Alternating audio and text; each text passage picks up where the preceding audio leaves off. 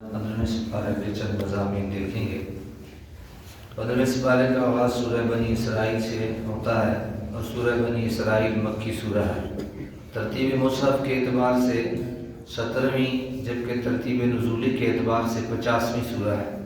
इस सूरत में बनी इसराइल का जिक्र है, इसलिए इसका नाम बनी इसराइल रखा गया।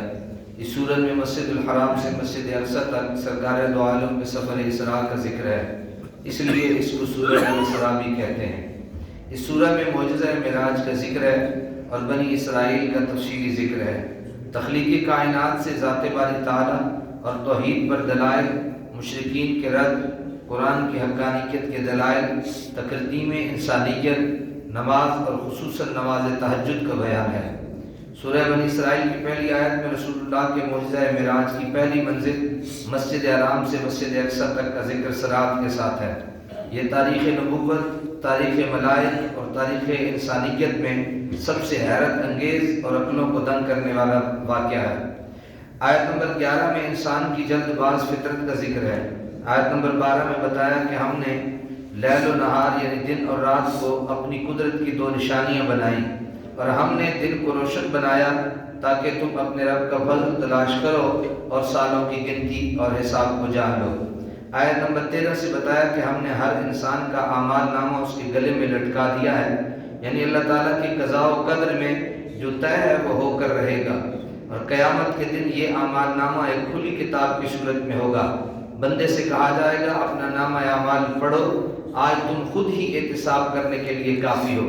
जिसने हिदायत को इख्तियार किया तो उसका फ़ायदा उसी को पहुँचेगा और जिसने गुमराही को इख्तियार किया तो उसका वबाल भी उसी पर आएगा और कोई बोझ उठाने वाला दूसरे का बोझ नहीं उठाएगा। और हम उस वक्त तक अजाब देने वाले नहीं हैं जब तक कि इत्माम हुज्जत के लिए हम रसूल न भेजें। आयत नंबर 19 में फरमाया कि जो शख्स आखिरत का तलबगार हो उसके लिए ईमान के साथ भरपूर कोशिश करे तो वो ऐसे लोगों की साई अल्लाह की बारगाह में अजर की हकदार करार पाएगी। आयत नंबर 21 में एक दूसरे पर दुनिया में फजीलत का जिक्र करते हुए फरमाया कि आखिरत के बहुत बड़े दर्जात हैं और उसकी फजीलत बहुत बड़ी है। आयत नंबर 23 में वालिदैन के हुकूक की जानिब मुतवज्जे करते हुए फरमाया तुम्हारे रब ने हुक्म दिया है उसके सिवा किसी की इबादत न करो और माँ बाप के साथ नेक सलूक करो। अगर तुम्हारी ज़िंदगी में वो दोनों या उनमें से एक बुढ़ापे को पहुँच जाए तो उनको उफ तक न कहो, उनको झिड़को भी नहीं और उनके साथ अदब से बात करो। उनके लिए आजिज़ी और अमदिली का बाजू झुकाए रखो और ये दुआ करो ऐ मेरे रब इन पर रहम फरमा जैसा कि उन्होंने बचपन में रहम के साथ मेरी परवरिश की है।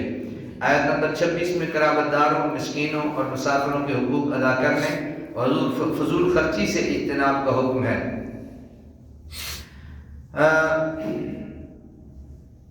आयत नंबर 26 में करारदारों, मिस्कीनों और मुसाफिरों के हुकूक अदा करने और फजूल खर्ची से इज्तनाब का हुक्म है और ये कि फजूल खर्ची करने वाला शैतान का भाई है। अगर तंगदस्ती के सबब खर्च ना कर सको तो उससे नरम बात करो। आयत नंबर 29 से तसलसल के साथ अहकाम का बयान है। नंबर 1, खर्च करने में बुख्ल, हिर्स और फजूल खर्ची के दरमियान म्याना रवि को इख्तियार करना, यानी नेक कामों में खुले दिल से खर्च करना, मुबाह कामों में इत्तेदाल के साथ खर्च करना और नाजायज़ कामों में बिल्कुल खर्च न करना।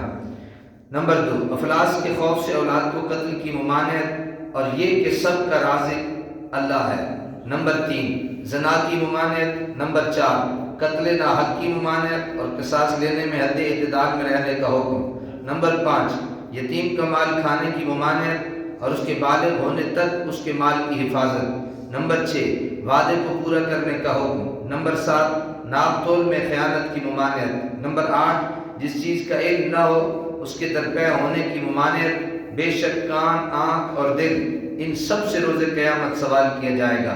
नंबर 9, तकब्बुर और इतरा कर चलने की मुमानियत। नंबर 10, शिर्क की मुमानियत। ये भी बयान हुआ कि किसी की रोज़ी की कुशादगी या तंगी का मदार उसकी फजीलत या बेकदरी नहीं, ये अल्लाह ताला की हिकमत और मशीयत का मामला है। इन तफसीलात के बाद फरमाया है रसूल ये वो हिकमत की बातें हैं जिनकी हमने आपकी तरफ वही की है। आयत नंबर 40 में कुफार और मुशरिकीन के इस खबीस फितरत को बयान किया कि खुद तो बेटों की तमन्ना करते हैं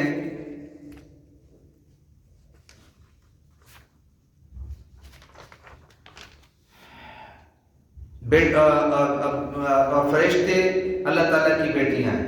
آیت نمبر 44 سے بیان ہوا کہ 7 آسمان اور زمینیں اور جو بھی ان میں ہے اپنے اپنے انداز میں اس کی تسبیح کر رہے ہیں۔ آیت نمبر 45 سے فرمایا کہ منکرین آخرت قرآن کی تعلیمات سے استفادہ کرنے سے محروم رہتے ہیں اور ان کے دل و دماغ حق کو قبول کرنے کی سعادت سے محروم رہتے ہیں۔ آیت نمبر 52 میں عمدہ بات کرنے کا حکم فرمایا۔ آیت نمبر 56 میں فرمایا کہ باطل معبود اپنے پوجنے والوں کی تکلیف کو دور کرنے یا بدلنے پر قادر نہیں۔ آیت نمبر 61 سے ایک بار پھر فرشتوں کے آدم کو سجدہ کرنے اور شیطان کے انکار کا ذکر ہے، اور اس بات کا بھی کہ شیطان جو کچھ بھی کر لے اللہ کے خاص بندوں پر اس کا داؤ نہیں چل سکتا ہے۔ اللہ تعالیٰ عمل کی توفیق ہے۔ آیت نمبر